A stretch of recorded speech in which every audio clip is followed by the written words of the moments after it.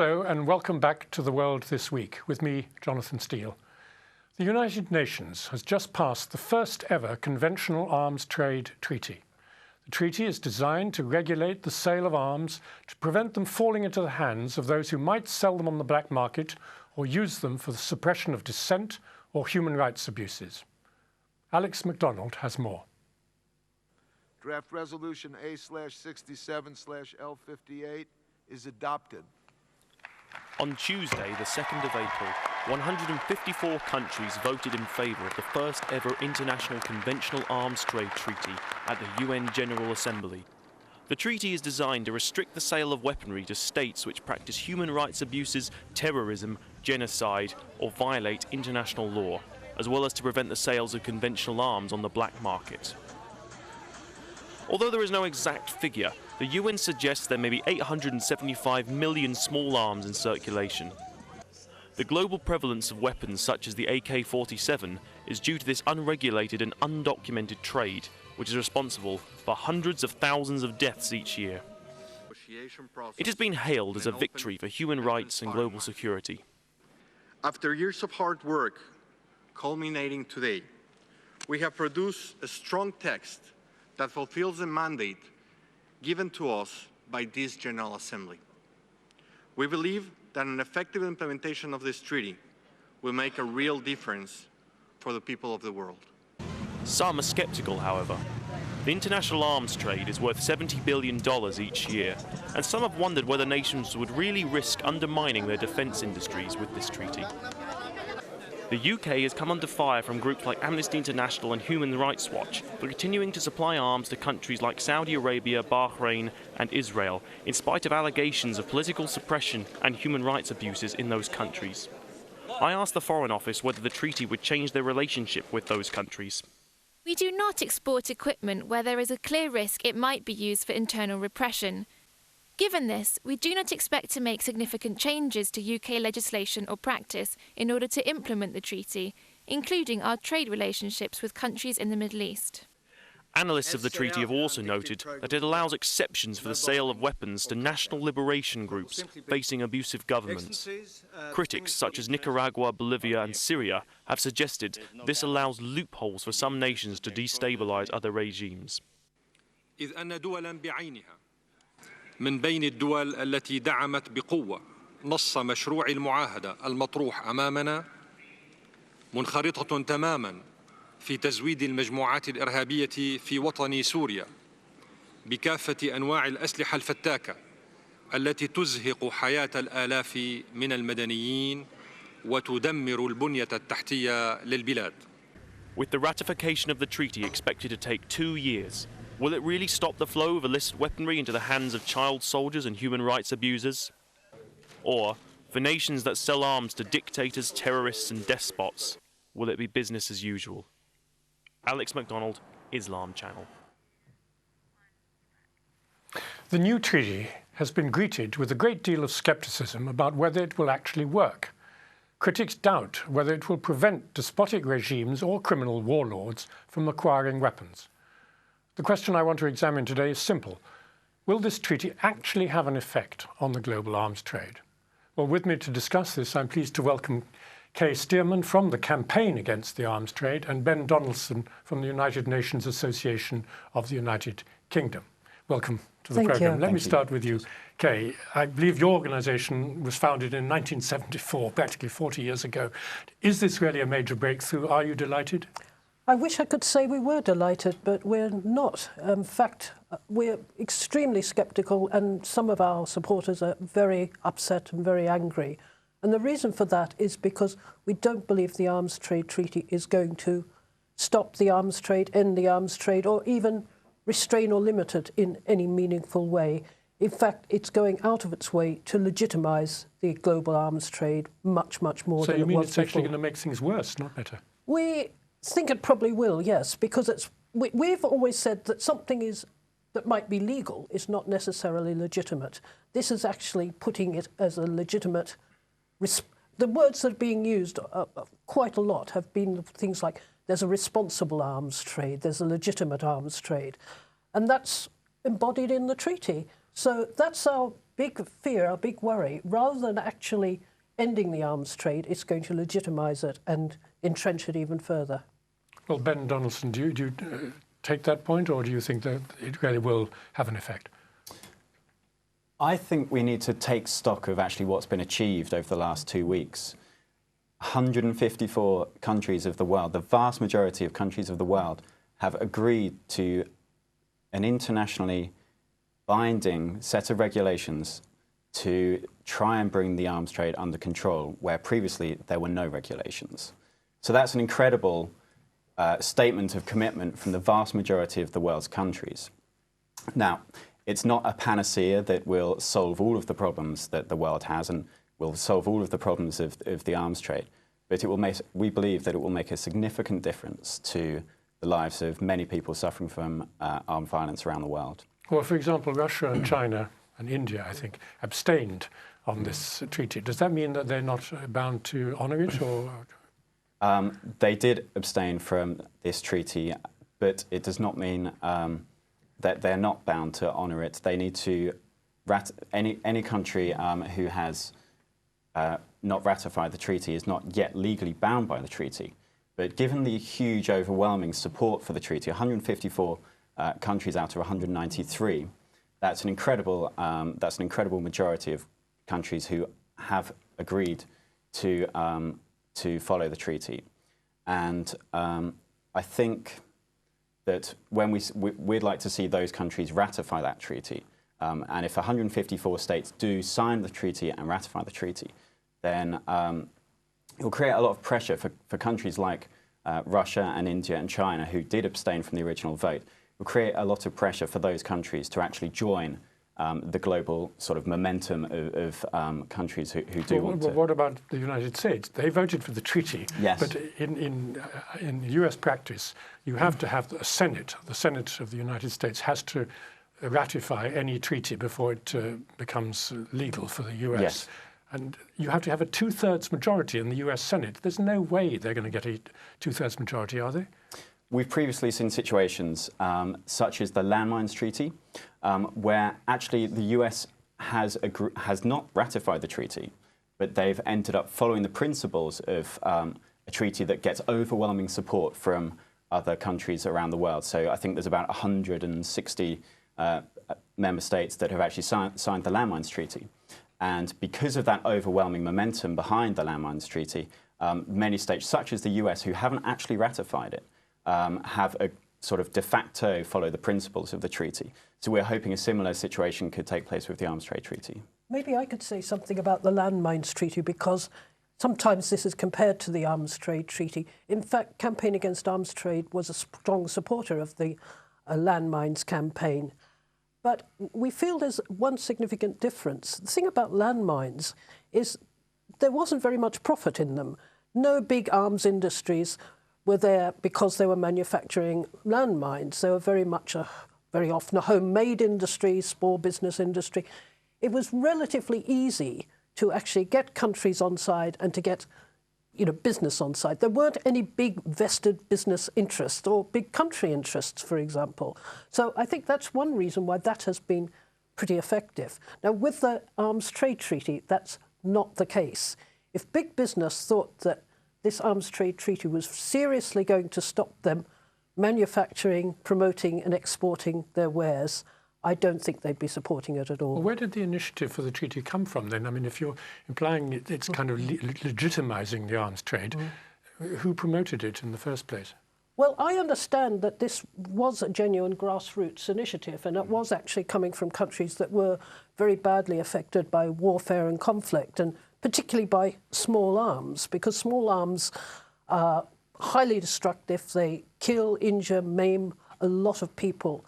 But they aren't the big players in the arms business. If I could just chip in there, and I think you made some really valid points, and I think that you're right, small arms and light weapons are one of the most serious areas of concern for the world in terms of the destabilising effect they have on many fragile states around the world. And you're right, they're not these high-value items that make up a large proportion of that 70 billion figure that was mentioned earlier that the arms trade is worth. But it is thought that about 1 billion worth of small arms and light weapons do find their way into the black market. And it's actually this small amount, this 1 billion, well, it's not a small amount, but it's not a huge proportion of the 70 billion, but can have a disproportionately destabilizing effect. So it might not be all the sort of tanks and attack helicopters that are being shipped abroad that have, well, they've got a bad effect, but it could be just one shipment of AK-47s that find themselves into a conflict zone or to the Horn of Africa. No, but who's going to police this? Who's going to be around that saying, I'm sorry, you're breaking the law by transferring these amounts of arms across the border into Liberia or into Central African Republic or whatever? I mean, it's unrealistic, isn't it? It's not going to be policed. Once you've actually exported the arms, the seller has absolutely no control.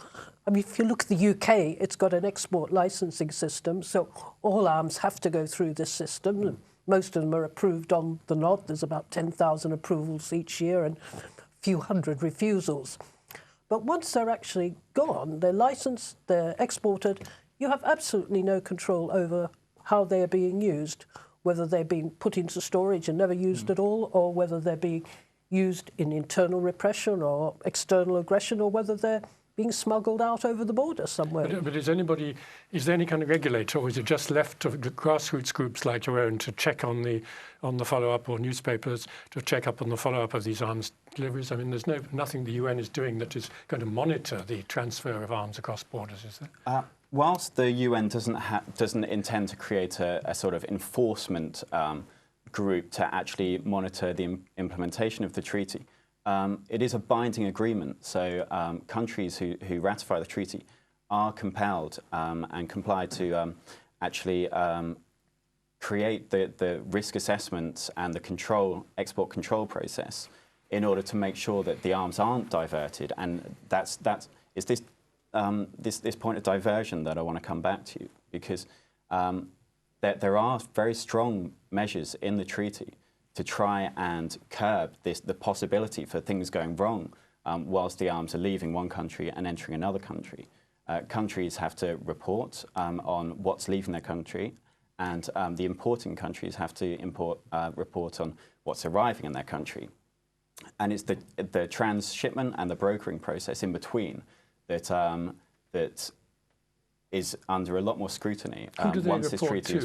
Who do they report to? They report to the Secretary-General. So they're required to report once a year to the Secretary-General. And this was what UNA UK was actually pushing for, and a lot of other civil society organisations were pushing for, was for the treaty to actually oblige states to publicly report, which would give civil society and parliaments around the world a lot more power to scrutinise the implementation. You mean they report to the Secretary-General, but it's private. He doesn't publish what he's been told. The Secretary-Generals will then actually share it with the other states parties of the treaty. So the idea is that this will create a sort of a transparent process of mutual agreement of where the arms are going, who's exporting, who's importing, and it will sort of a mutually reassuring but it's an elite club. It's a club of the arms traders. Why on earth wasn't it made public? Who blocked it being public? Why shouldn't there be a publicity given to that report? There were many states who were pushing very, very hard for this to be, for public reporting to be included, and as was civil society. What about the Western states? Was Britain supporting? Britain was actually pushing for public reporting.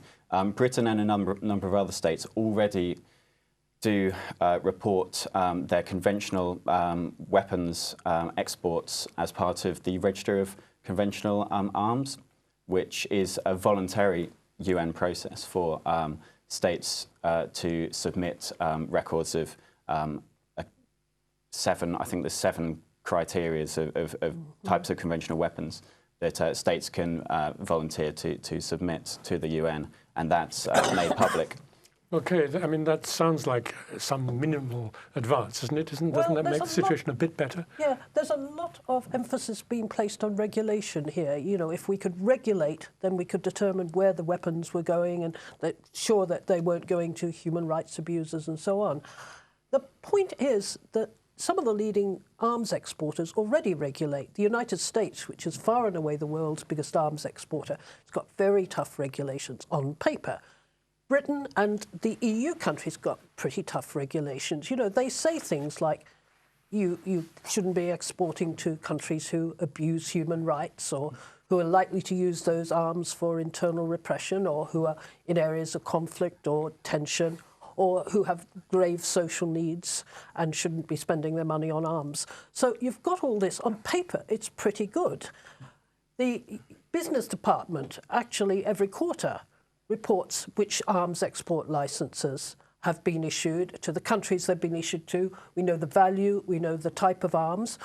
We don't know who the end user is. So in other words, we don't know whether it's going to military, paramilitary, anti-piracy operations, private sporting use or whatever. So we don't know who the end user is. We don't know the companies involved, although if it's a very big consignment, we can usually figure out because the company will issue a press release boasting about their latest weapons sales.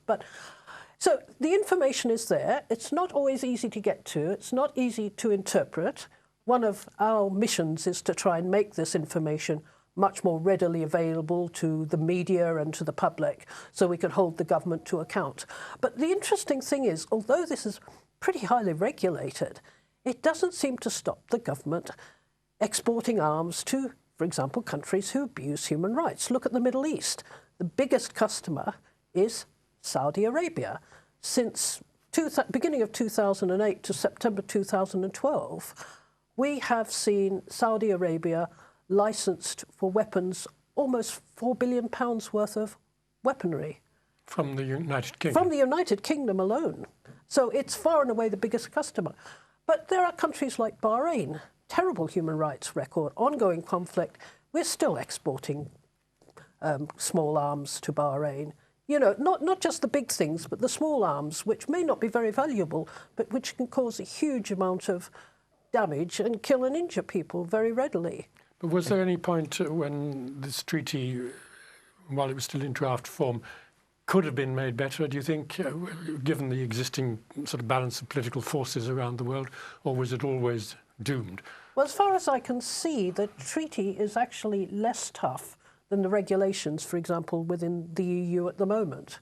So someone I know has suggested that perhaps it would be better if people had just signed up to the EU regulations. No, but non-EU countries won't Non-EU countries. I mean, there's no reason why they couldn't agree to follow the same standards. But of course, most of them wouldn't. Many of them wouldn't want to. I mean, I think you make some very valid points, and certainly UNA UK were pushing for the treaty to be as strong as possible, and there were certain articles in the treaty that we felt could have been stronger, particularly with regards to transferring arms to countries with bad human rights records. But still, we do believe the treaty is going to make a significant difference, particularly, as I mentioned earlier, the articles relating to diversion of arms into the illicit market, and that's a real key aspect of the treaty, and an aspect that the diversion of arms, particularly small arms and light weapons, that really does have a disproportionate effect on stability around the world. How did the big Middle Eastern countries, the ones you just mentioned, like Saudi Arabia and Bahrain, vote on the treaty? Did they vote yes, no? Abstentions. Yeah. They just abstained. They abstained. Yes, I believe Saudi Arabia and Bahrain both abstained, as did Egypt. But... And I know they were very worried. All these countries were very opposed to the arms trade treaty. They were putting up opposition more or less all the way along the line.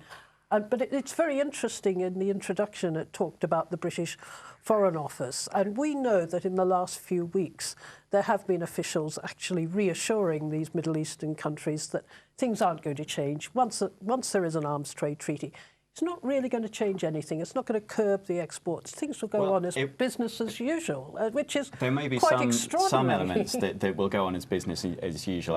As I mentioned earlier, I don't think it will be the panacea that will solve all of the ills of the arms trade.